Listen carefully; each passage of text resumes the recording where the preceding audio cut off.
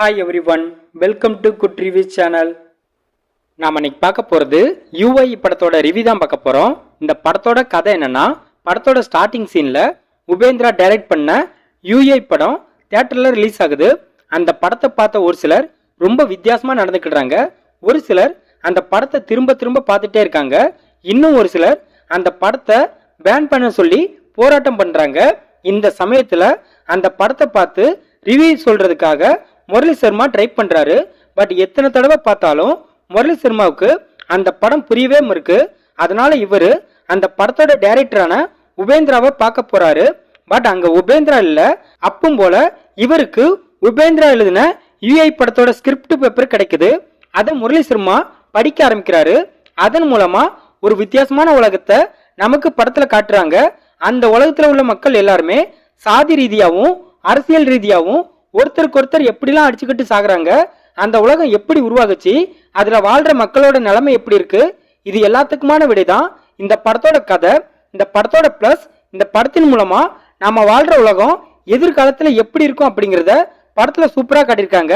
படத்தோட ஸ்டோரி ரொம்ப டிஃப்ரெண்டாவும் இன்ட்ரெஸ்டிங்காவும் இருக்கு. ஹீரோவான உபேந்திரா எப்போதும் போல அவரோட ரோலை நல்லா பண்ணியிருக்காரு. ஹீரோயினியும் அவங்களுக்கு கொடுத்த கதாபாத்திரத்தை ஓகேவா பண்ணியிருக்காங்க. படத்தில் நடிச்ச எல்லாருமே நல்லா நடிச்சிருக்காங்க. படத்துல மக்களுக்குள்ள நடக்கிற சாதி பிரச்சனைகள் பத்தியும் அதை வச்சு அரசியல்வாதிகள் எப்படி அரசியல் பண்றாங்க அப்படிங்கறதையும் சூப்பரா காட்டியிருக்காங்க. அதே மாதிரி எந்த காலகட்டத்திலையும் சாதி பிரச்சனை ஓயவே ஓயாது அப்படிங்கறதையும் படத்துல ரொம்ப அழுத்தமா சொல்லியிருக்காங்க. படத்தோட பிஜிஎம் சூப்பரா இருக்கு. சினிமாட்டோகிராஃபில அந்தந்த காலகட்டத்தை காட்சிப்படுத்திய விதம் ரொம்ப அழகா இருக்கு. டெக்னிக்கலா இந்த படம் ரொம்ப ஸ்ட்ராங்கா இருக்கு. இந்த படத்தோட மைனஸ் படத்தோட செகண்ட் ஹாஃப் ரொம்ப லென்த்தா இருக்கிற மாதிரி இருக்கு. படத்துல உள்ள சில சீன்ஸ் ரொம்ப கிரிஞ்சா இருக்கு. குறிப்பா சொன்னா வேற ஒரு நபருக்காக ஹீரோ அடி வாங்குவாரு. அப்பவும் போல ஹீரோ நடக்கவே முடியாம நடந்து போயிட்டு இருப்பாரு. அதை பார்த்த ஒருத்தர் யாரோ ஒருத்தருக்காக இவர் அடி வாங்குறாரு, இவர் தான் உண்மையான ஹீரோன்னு சொல்வாரு. அந்த சீன்லாம் ரொம்ப கிரிஞ்சா இருக்கு. படத்துல உள்ள காமெடிலாம் சுத்தமா ஒர்க்கட்டே ஆகல. படத்தோட ஹீரோயினி படத்துக்கு தேவையில்லை. அவங்களோட கேரக்டர் ரைட்டிங்கும் சுத்தமா சரியில்லை. படத்துல ஹீரோயினி அவங்களோட கைய அவங்களே ஊசியால குத்தி குத்தி ரத்தம் வர வச்சிட்டு இருப்பாங்க. அந்த சீன்லாம் பார்க்கும்போது இது பைத்தியமா இல்ல பைத்தியம் மாதிரி நடிக்கதான்னு தான் தோணுச்சு. இந்த படத்தின் மூலமா சொல்ல வந்த மெசேஜ் நல்லா இருந்தாலும் அது எல்லா தரப்பு ஆடியன்ஸுக்கும் புரியுமான்னு கேட்டா அது மிகப்பெரிய கேள்விக்குறிதான். ஏன்னா அந்த அளவுக்கு இந்த படத்தை ரொம்ப சுத்தி வளைச்சி வளவள கொலகொலன்னு எடுத்து வச்சிருக்காங்க.